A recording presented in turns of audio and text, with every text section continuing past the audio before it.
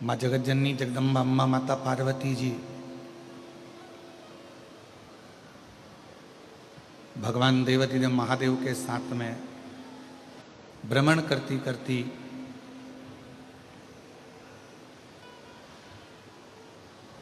पितृलोक में पहुंची। पितृलोक का नज़ारा जो देखा, बड़ा सुंदर, चारों तरफ श्वेत ही श्वेत स्वरूप था। चारों तरफ श्वेत श्वेत स्वरूप है। जैसे ही भगवान शिव जी, शंकर जी को, भगवान देवाधिदेव महादेव को आया हुआ पितृलोक में देखा गया, तो पितरों ने भगवान शिव जी का आदर करा, सम्मान करा, सत्कार करा। क्यों? क्योंकि पितृ पार्वती जी के नाना जी। अब अपनी नातिन के दामाद को आया हुआ देखकर आदर सम्मान सत्कार किया गया। पितरों की 3 बेटियां हैं, मैना, धन्या और कला। मैना, धन्या, कला ये पितृलोक में रहती, पितृलोक में निवास करती, बड़े आनंद के साथ में रह रही थी।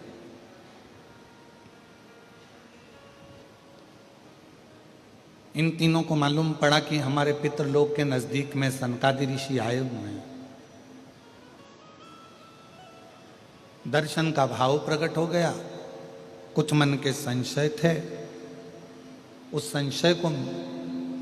संशय को समाप्त करने के लिए मैना, धन्या, कला तीनों की तीनों अपने पिताजी से आज्ञा लेकर अपने पितृलोक के नजदीक में सनकादि ऋषियों का आगमन हुआ है। अब मैना, धन्या, कला तीनों ने विचार करा कि अपने पितृलोक में, पितरों के नजदीक में, पितृलोक के नजदीक में संत आए हैं, साधु, चलो चलकर दर्शन कर आए। अपने घर के बच्चों का ये संस्कार होना चाहिए जैसे पितरों के घर के बच्चों का था।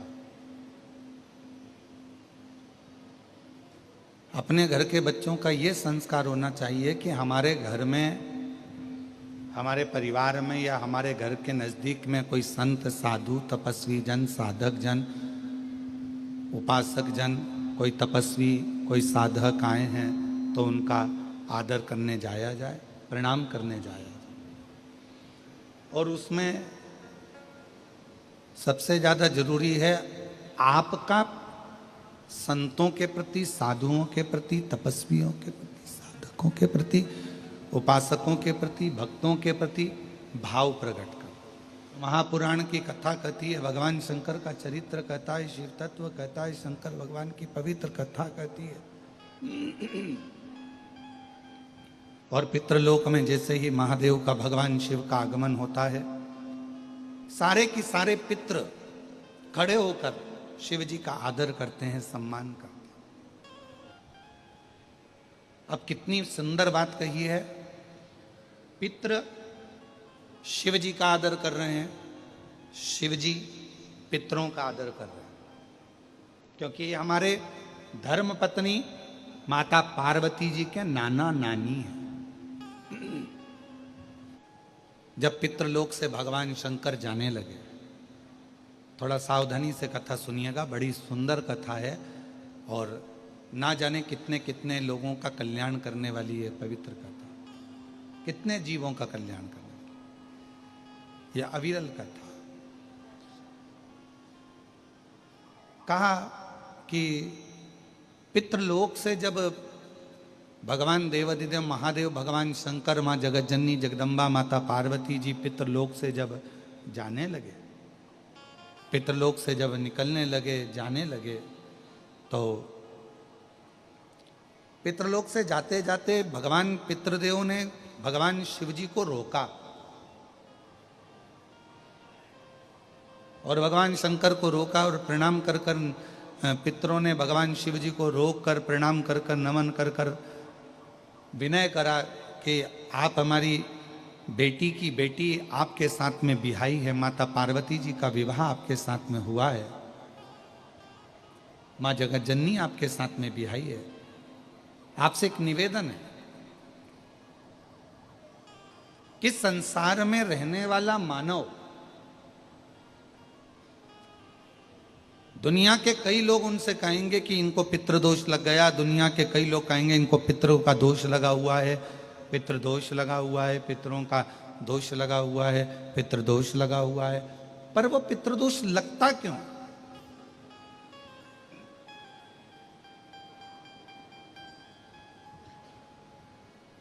पितृदोष लगने का कारण है क्या? आपने अपने गए हुए पूर्वजों के लिए तर्पण भी करा, पिंडदान भी करा, तिलांजलि भी दी, ब्राह्मण का भोजन भी कराया, सब कुछ करा, जो आपसे बन सकता था आपने सब कुछ करा, फिर पितृदोष कैसे लग गया? फिर पितरों का दोष कैसे लग सकता है? तो पितरों ने तुरंत भगवान देवादिदेव महादेव से कहा कि संसार सागर में माता पिता के रहते हुए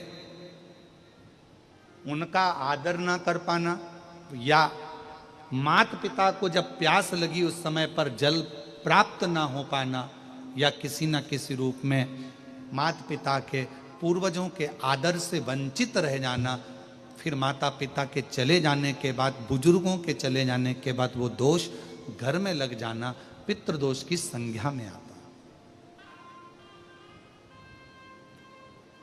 और पितृदोष के 4 लक्षण सबसे प्रबल हैं। ये कोई भी अनुभव कर सकता है। पितृदोष के 4 लक्षण में पहला लक्षण है 1 रुपया कमाओ, 1.25 रुपये खर्च हो रहे हैं, समझ लेना पितरों का दोष है। दूसरे नंबर का, एक व्यक्ति घर में बीमार है, ठीक हुआ, दूसरा बीमार पड़ गया, तीसरा ठीक हुआ, चौथा बीमार पड़ गया, घर में कोई ना कोई निरंतर बीमार पड़ा हुआ है, दवाई गोली लगी रही है, समझ लो पितरों का दोष है। तीसरे नंबर पर आप कोई पूजन की थाली लगाए, किसी को भोजन देने जा रहे थे, किसी को पानी देने जा रहे थे, किसी को भोजन का कोई नाश्ता देने जा रहे थे, और आपकी ट्रे में से, आपकी थाली में से, आपके हाथ से अगर कोई भरा हुआ पात्र पानी का गिर गया, नाश्ते का गिर गया, थाली गिर गई, कोई दूध का गिलास गिर गया, कोई सामग्री गिर गई, कोई पूजन की थाली तुम्हारे हाथ में है और पूजन की थाली में से मालूम पड़े कोई सामान गिर गया नीचे, समझ लो कि पितृ का दोष है। और चौथे नंबर पर पितरों का दोष का वर्णन किया गया, घर में जितने सदस्य रह रहे हैं, अगर वो किसी न किसी रूप में एक दूसरे पर चिढ़कर बोल रहे हैं, क्रोध कर कर बोल रहे हैं। प्रश्न बहुत छोटा सा है, पत्नी ने कुछ कहा, उसका उत्तर पति ने चिढ़कर दिया, पति ने कुछ कहा, पत्नी ने चिढ़कर उत्तर दिया, बच्चों ने कुछ कहा, माँ बाप ने चिढ़कर उत्तर दिया, माँ बाप कुछ बोले, बच्चे चिढ़कर उत्तर दिए, समझ लेना कि कहीं ना कहीं पितरों का दोष। तो भगवान पितृदेव ने अपने दामाद से, भगवान देवादिदेव महादेव से कहा कि संसार सागर में हो सकता है कि संसार सागर में मनुष्य रहता है, मानव रहता है, और उससे गलतियां हो जाती है। तो पितृदोष अगर संसार के लोगों को लगे तो हमारा एक निवेदन है, आप जाते जाते वर दीजिए कि ये पितरों की शांति आपकी आराधना से पूर्ण हो जाए, बस इतना वर दे दीजिए। भगवान देवादिदेव महादेव एकदम मौन। पार्वती जी ने शिव जी से कहा, आप हमारे नाना जी को वर नहीं देंगे? आप हमारे नाना नानी को वर नहीं देंगे? इन पितरों को और पितराणी को आप वर नहीं देंगे? शिव जी ने वर दिया मां पार्वती जी के नाना जी को और अपने नाना ससुर को, हे पितृदेव,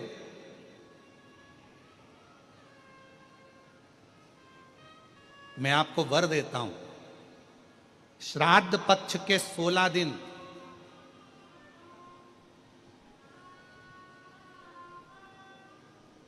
यदि संसार का कोई मनुष्य बेल दूध का प्रयोग करता है, बेल दूध से मतलब होता है बेलपत्र के ये मध्य भाग जो होता है, बेलपत्री की जो नीचे की 2 पत्तियां जो होती है, ये 2 पत्तियां जो बेलपत्री की होती है, इस बेलपत्री की दोनों पत्तियों को शिवलिंग पर जब आप रखते हैं, शिवलिंग पर रखने के बाद में आपके हाथ में जो कटोरी में दूध है, वो दूध इन दोनों पत्तियों पर, ये पितरों के भाव से, पितृ पित्राणी के भाव से, आप दोनों पत्तियों पर बेल दूध को अगर समर्पित कर रहे हैं, बेलपत्र समर्पित करने के बाद थोड़ी सी कटोरी में अगर गौमाता का दूध है और ये दोनों पत्तियों पर अगर आप अपने गोत्र से दूध चढ़ा रहे हैं, तो संसार में ऐसा कोई व्यक्ति नहीं है जिसके ऊपर पितृदोष लग जाए, पितृदोष समाप्त होकर ही रहता है। शिवलिंग पर बेलपत्र चढ़ाई, बेलपत्र चढ़ाकर ये नीचे की जो पत्ती है, आपका जो दूध का भाग है वो 2 पत्ती पर चढ़ना चाहिए, तीसरी पत्ती पर जल का भाग आता है, 2 पत्ती पर आपका जल का, आपका दूध का भाग रहे।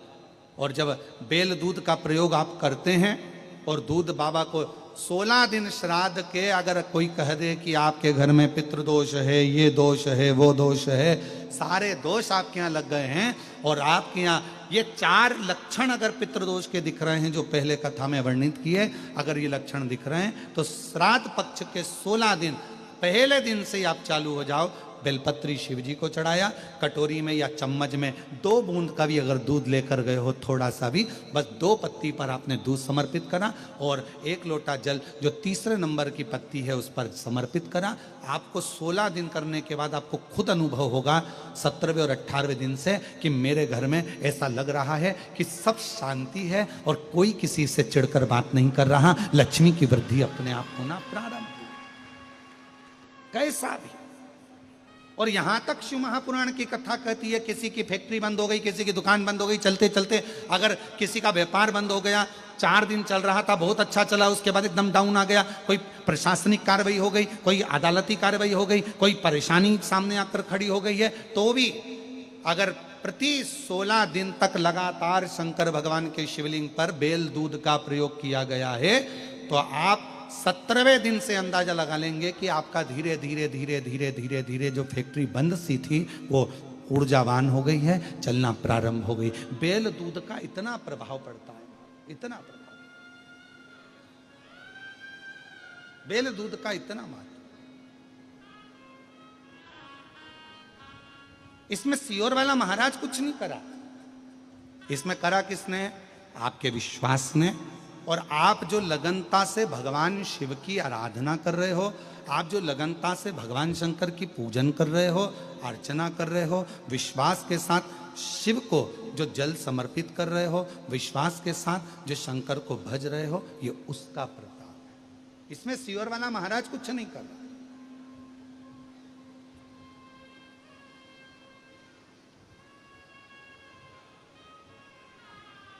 शंकर शंकर।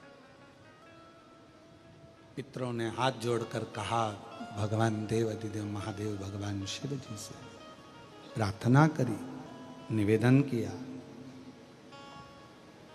संसार का मनुष्य, दुनिया के लोग कहें कि ये पितृ दोष है, पर उस दोष से आपकी पूजन आराधना से वो दोष मुक्त हो जाओ, दोष मुक्त।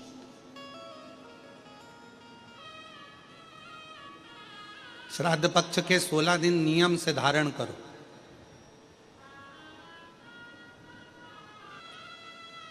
शिव भक्ति को तो हमारा तो उन बेटियों से भी निवेदन, उन जीजियों से, हम जब भी कथा में आते हैं, हम 2 बातें भगवान से कहकर आते हैं। हे प्रभु भोलेनाथ, शंभुनाथ, त्रिकालदर्शी, कैलाशी, अविनाशी, हे शिव, इतनी कृपा करना, किसी माँ की, किसी स्त्री की, किसी नारी की गोद कभी खाली मत रखना और किसी पुरुष की जेब कभी खाली मत रखना। स्त्री की गोद खाली रहती है तो उसको सुनना पड़ता है, और पुरुष की जेब खाली रहती है तो उसको सुनना पड़ता है।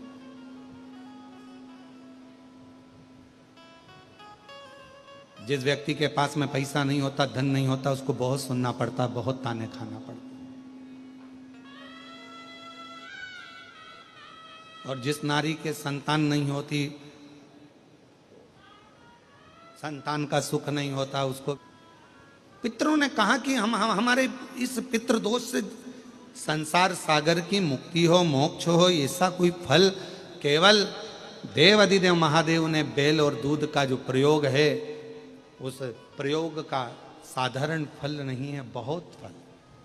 और श्राद्ध पक्ष में मेरी जीजियों से निवेदन है, मेरी बेटियों से, मेरी माताओं से, अगर तुम्हारे घर में 25 साल तक भी औलाद नहीं हुई, 20 साल हो गए, 25 साल हो गए, 30 साल हो गए, 28 साल हो गए, 15 साल भी हो गए, 10 साल भी हो गए और संतान का सुख नहीं है, तो श्राद्ध पक्ष में प्रतिदिन अपना जो पानी का हंडा होता है, परिंडा होता है, क्या बोलते हैं हैदराबाद में, हमको उसको नहीं मालूम, जहां पर पीने का पानी भरते हैं, हंडा बोलते हैं, मटका बोलते हैं, बाल्टी पानी की या हंडा, मटका, गगरा, जो भी भर कर रखते हो रसोई घर के अंदर पीने का, उस पानी के भरे हुए हंडे के पास में पितरों का स्थान होता है। वो पितरों के स्थान के पास में कटोरी में थोड़ा सा दूध रखिए, एक बेलपत्र रखिए, और वो बेलपत्र और दूध को आप प्रतिदिन 16 दिन तक लगातार शिव जी को रोज रखो, रोज समर्पित करना प्रारंभ करो। बस बेलपत्र शिवलिंग के ऊपर और दूध जहां अशोक सुंदरी का स्थान है, आपको मालूम होगा, जरा ध्यान देंगे, ये शिवलिंग, ये जलाधारी, ये भगवान शंकर का शिवलिंग है, ये जलाधारी है, माता पार्वती जी का हस्त कमल, और सामने जो चरण है जहां से पानी बहता है, राइट भाग गणेश जी का, लेफ्ट भाग कार्तिकेय जी का, बीच में एक मोटी सी लाइन होती है जिसको अशोक सुंदरी कहा जाता है। शंकर भगवान की 6 बेटियां हैं। 6 बेटियों में शंकर जी के ऊपर जो कलश रखा होता है, उसमें से जो बूंद बूंद पानी गिरता है, वो कलश 5 बेटियों का स्थान होता है, जया, विषहरा, श्यामली बारी, दौतली और देव। ये शिव जी की 5 लड़कियां ऊपर और एक बेटी अशोक सुंदरी। सामने जो मोटी सी लाइन होती है जहां से शिव जी पे चढ़ा हुआ पानी गिरता है, उसके बीच में जो लाइन होती है वो अशोक सुंदरी का स्थान। तो जिसके यहां संतान का यदि सुख नहीं है तो 16 दिन एक प्रयास करें, तुम रुकेश्वर महादेव का नाम लेकर, तुम रुकेश्वर महादेव का नाम लेकर शंकर जी के ऊपर तो चढ़ाएं बेलपत्र, जो तुमने परिंडे के पास, हंडे के पास रात्रि को रखा है, 16 दिन के रोज एक बार रखो और रोज एक बार चढ़ाओ। रखा, वो दूध को अशोक सुंदरी के स्थान पर समर्पित करना है और बेलपत्र को शिवलिंग पर समर्पित करना है। 16 दिन कर कर देखिए, उसके 3 महीने के अंदर देवाधिदेव महादेव की कृपा से गर्भ जरूर ठहरेगा, शिव की कृपा जरूर है, शंकर की करुणा जरूर, गर्भ अवश्य ठहरेगा। पर नाम स्मरण रखना है, कौन से महादेव, जम के बोलो जरा, तुम रुकेश्वर महादेव। फिर से बोलिए, तुम रुकेश्वर महादेव। तुम रुका जी कौन, जिन्होंने भगवान शंकर की अविरल भक्ति को, भगवान शिव की अविरल रचना को, भगवान शिव के मंत्र जाप को, शिव जी के स्मरण को, भगवान शंकर की अविरल कथा को निरंतर गाया है, वो तुम रुका जी है, वो तुम। कहते हैं पितरों के देवता आर्यमा, शिव जी को जैसे ही जल चढ़ता है, भगवान शंकर को जैसे ही जल चढ़ा, और जल चढ़ते से ही पितरों के देव आर्यमा प्रसन्न होकर नाचने लगते हैं। इतनी प्रसन्नता शिव जी के जल की महत्वता, इतनी। वो कहते हैं ना कि बगीचे की अगर संभाल करना है, बगीचे की अगर रक्षा करना है, बगीचे को संभालने के लिए माली की जरूरत होती है, बंगले को संभालने के लिए चौकीदार की जरूरत होती है,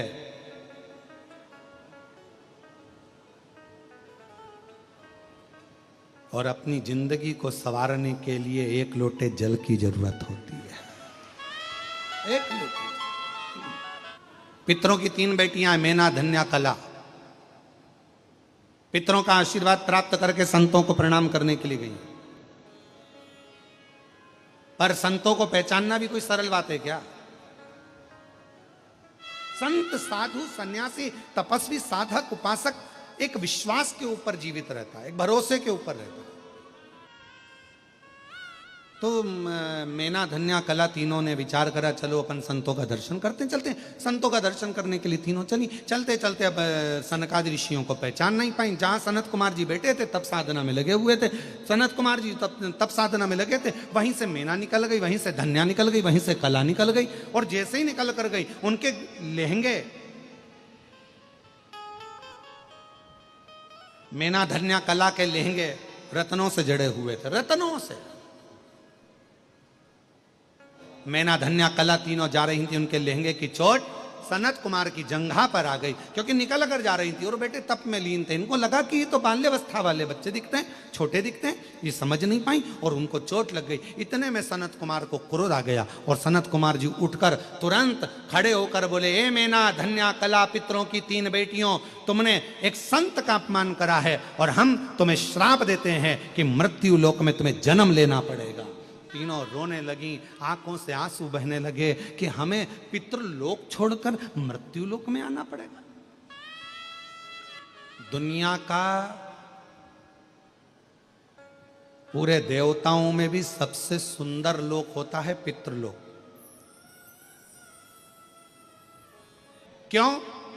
कोई तुमसे पूछे कि पितृलोक, महाराज जी सियोर वाले महाराज ने कहा कि सबसे सुंदर लोक पितृलोक होता है, क्यों ऐसा क्यों वर्णन किया गया? उसका शास्त्र प्रमाण देता है, वर्णन करता है कि बैकुंठ में भगवान नारायण रहते हैं, ब्रह्मा ब्रह्म लोक में रहते हैं, इंद्र इंद्र लोक में रहते हैं, सारे देवता अपने अपने लोकों में निवास करते हैं। पर कोई भगवान विष्णु जी से पूछे कि सबसे ज्यादा क्या आप बैकुंठ में रहते हो? कोई भगवान विष्णु जी से पूछे क्या सबसे ज्यादा आप स्वर्ग में रहते हो? भगवान नारायण कह देंगे नहीं नहीं नहीं नहीं, मैं स्वर्ग में नहीं रहता, मैं बैकुंठ में नहीं रहता। तो भगवान विष्णु से पूछा गया तुम सबसे ज्यादा कहां रहते हो? तो कहा भगवान नारायण अपने विष्णु पुराण के शस्त्र में वर्णन आता है, विष्णु पुराण वर्णन करती है, कुर्म पुराण वर्णन करती है, ब्रह्म विवर्त पुराण वर्णन करती है कि सबसे ज्यादा अगर कोई भगवान नारायण से पूछे कि तुम रहते कहां हो, तो भगवान नारायण कहते हैं कि संसार के लोग पृथ्वी पर मृत्यु लोक में जो भगवान की कथा करवाते हैं और कथा करवाने वाला जो जजमान होता है उसके जो पितृ होते हैं वो पितृ लोक में रहते हैं। तो मैं उन पितरों के पास बैठकर शिव महापुराण की कथा को श्रवण करता हूं, भागवत कथा को श्रवण करता हूं, राम कथा को श्रवण करता हूं। भगवान नारायण कहते हैं सबसे ज्यादा समय मेरा पितृलोक में निकलता है। इसलिए शास्त्र कहता है सबसे सुंदर लोक अगर कोई सा है तो वो पितृलोक है, जहां पर मेरे भगवान नारायण बैठकर कथा का रसतत्व, जैसे आज ये भूतड़ा परिवार कथा करा रहा है, श्री ब्रजगोपाल जी भूतड़ा जी के इस परिवार ने कथा कराई। अब ब्रजगोपाल जी भूतड़ा जी कथा करा रहे हैं, इनके परदादा के भी परदादा 71 पीढ़ियों को जो पितृलोक में विराजमान है। आप कथा यहाँ शमशाबाद की भूमि पर बैठकर सुन रहे हो, पंडाल में बैठकर सुन रहे हो, पर जितने भी शिव भक्त इस कथा को पंडाल में बैठकर सुन रहे हैं, इन सब के पितृलोक में बैठकर शिव महापुराण की कथा को सुन रहे हैं और उनके साथ भगवान नारायण बैठे हुए।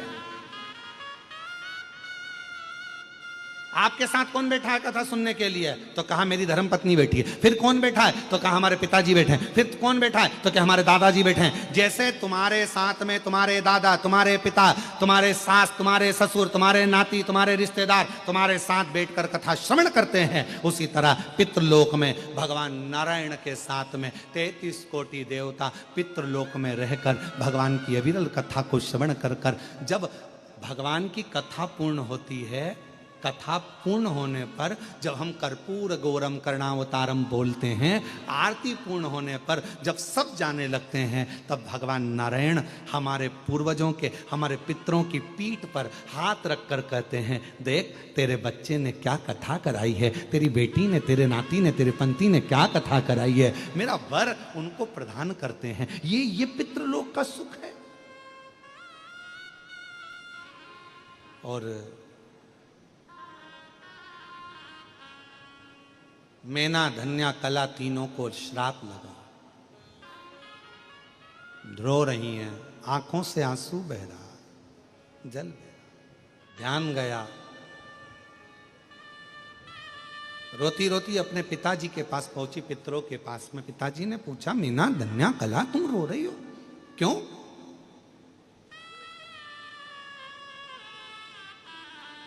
तुम्हारे रोने का कारण क्या है? क्यों रो रही हो? किस लिए रो रही हो? कहा, हमको श्राप लगा है और सनत कुमारों ने श्राप दिया। पितरों को बड़ा आश्चर्य लगा कि हमारी बेटियां तो प्रणाम करने के लिए गई थी, और हमारी बेटियां जब प्रणाम करने के लिए संतों को गई थी, ऋषिवर को गई थी, और उनको श्राप लग गया, तो ये तो बड़ा विचित्र बात हो गया। तो क्या करना, अपन तो अपना कर्म करते चलो, कुछ अच्छा कर्म करते चलो, मिला है मानव का शरीर, कुछ अच्छा करिए। पितरों ने कहा, कोई बात नहीं, चिंता मत करो, श्राप लगा है ना, कोई बात नहीं। पितर उसी समय पर भगवान नारायण के पास पहुंचे और भगवान विष्णु जी से उन्होंने पूछा, प्रभु हमारी बेटियां तो अच्छा कर्म करने के लिए जा रही थी, हमारी बेटियां तो अच्छा कार्य करने के लिए जा रही थी, और हमारी बेटियों को श्राप लग गया, ये श्रेष्ठ है क्या? भगवान नारायण मुस्कुराकर बोले, कभी कभी श्राप भी कुछ अच्छा करने के लिए लगता है। पितरों ने कहा कि मेरी बेटियां, भगवान नारायण ने कहा कभी कभी दुख मिलता है तो कुछ संभलने के लिए, भगवान नारायण करें कभी कष्ट आता है तो कुछ अच्छा करने के लिए, क्यों चिंता करते? सनत कुमार के पास में पहुंचे, हमारी बेटियों को आपने श्राप दिया है, कुछ वर दीजिए। सनत कुमार ने वर दिया, पितरों की ये 3 बेटियां मृत्यु लोक में जन्म तो लेंगी, इन तीनों की गोद में 3 देवियां खेलेंगी जो जगत का कल्याण करेंगी। मैना की गोद में पार्वती, धन्या सुनैना बनेगी जिनकी गोद में सीता जी, कला कीर्ति बनेगी जिनकी गोद में राधा जी खेलेंगी। इन तीनों की गोद में 3 देवियां खेलेंगी जो जगत का कल्याण करेंगी। 3 देवी,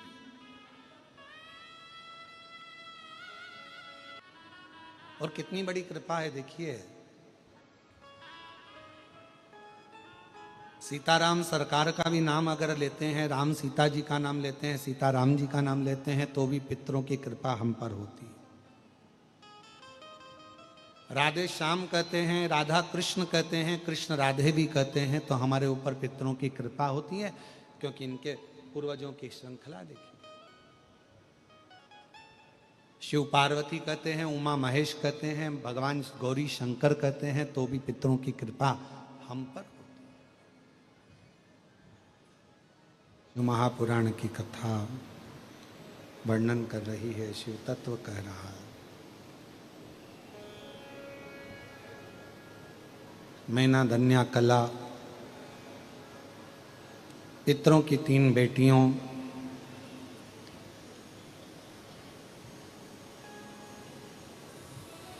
जिनके घर में शिव कृपा से भगवान के 3 बेटियों का जन्म हुआ,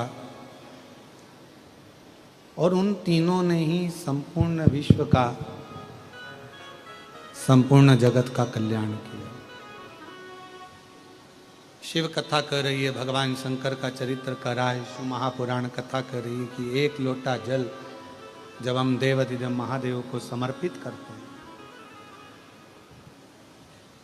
जब 1 लोटा जल हम शिव जी को चढ़ाते हैं, तो वो जल केवल देवाधिदेव महादेव को ही नहीं, 33 कोटि देवताओं को, पितरों को, पूर्वजों को, आहूतों को, वासुकों को, और सभी को प्राप्त होता। आपका चढ़ाया गया शिव का जल संपूर्ण जीवों के कल्याण के लिए, संपूर्ण जगत के कल्याण के लिए।